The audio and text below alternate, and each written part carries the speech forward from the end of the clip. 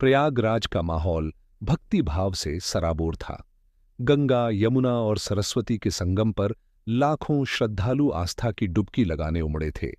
दूर दूर से आए साधु संतों के शिविर, मंत्रोच्चार की गूंज और चारों ओर बिखरी रोशनी ने महाकुंभ को दिव्यता से भर दिया था। लेकिन इस धार्मिक माहौल के पीछे एक और कहानी चल रही थी, राजनीति की एक गहरी बुनावट। इस बार महाकुंभ का आयोजन चुनावी साल में हो रहा था। हर राजनीतिक दल के लिए यह मौका स्वर्णिम था, जनता के बीच अपनी पकड़ मजबूत करने का। सुबह से ही बड़े बड़े नेताओं के आने की खबरें मीडिया में छाई हुई थीं। एक ओर श्रद्धालु गंगा में डुबकी लगाकर मोक्ष की तलाश में थे, तो दूसरी ओर नेता अपने भाषणों से लोगों के दिल जीतने में लगे थे। नेता अर्जुन प्रसाद, जो कि सत्ताधारी पार्टी के स्टार प्रचारक माने जाते थे, विशेष विमान से प्रयागराज पहुंचे। उनके आगमन से पहले ही उनके समर्थकों ने पूरे शहर में पोस्टर बैनर लगा दिए थे, धर्म और विकास का संगम, आस्था के साथ विकास की राह जैसे नारों के साथ। अर्जुन प्रसाद ने संगम तट पर स्नान किया और फिर मीडिया के सामने आए।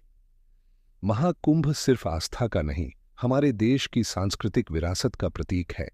हमारी सरकार ने इसे भव्य और सुरक्षित बनाने के लिए अभूतपूर्व कदम उठाए हैं, उन्होंने कहा। मगर उनके शब्दों में आस्था से ज्यादा चुनावी रणनीति की झलक थी। उनके पीछे लगे पोस्टर भी यही बयां कर रहे थे, जिसमें उनके चेहरे के साथ पार्टी का चिन्ह चमक रहा था। विपक्ष के नेता राघव शुक्ला भी पीछे नहीं थे।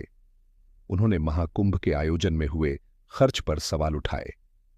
आस्था के नाम पर जनता के पैसे का दुरुपयोग हो रहा है, उन्होंने कहा। लेकिन उनकी बातें भी केवल जनता का ध्यान आकर्षित करने की कोशिश थीं। राघव ने भी संगम में डुबकी लगाई और अपने समर्थकों के साथ बड़े जुलूस के रूप में शहर में घूमे। महाकुंभ के पंडाल अब राजनीतिक रैलियों में बदल चुके थे। हर साधु संत के शिविर में किसी न किसी पार्टी के नेता आशीर्वाद लेने पहुंच रहे थे, ताकि उनके अनुयायियों का समर्थन मिल सके।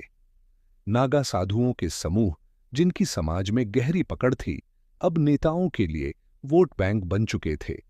कुछ संत खुलेआम किसी खास पार्टी के पक्ष में बोलने लगे थे, लेकिन इस राजनीति की सबसे बड़ी कीमत आम श्रद्धालु चुका रहा था। वीआईपी नेताओं के लिए बनाए गए विशेष स्नान घाटों की वजह से आम लोगों को घंटों लाइन में खड़ा रहना पड़ता। सुरक्षा व्यवस्था इतनी कड़ी थी कि कई बार लोगों को संगम तक पहुंचने में भी मुश्किल होती।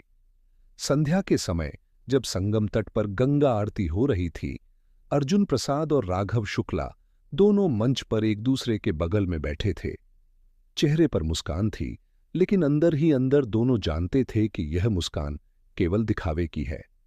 चुनाव खत्म होते ही ये मुस्कान गायब हो जाएगी और फिर वही कटुता लौट आएगी।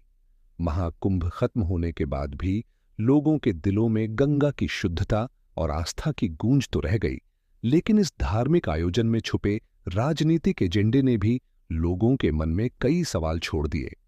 क्या महाकुंभ अब केवल आस्था का पर्व रह गया था, या यह राजनीति का नया अखाड़ा बन चुका था? इस कहानी के साथ महाकुंभ का धार्मिक महत्व और उसमें घुलती राजनीति की तस्वीर साफ हो जाती है। चुनावी साल में महाकुंभ आस्था का संगम कम और राजनीतिक रणनीतियों का संगम ज्यादा बन जाता है।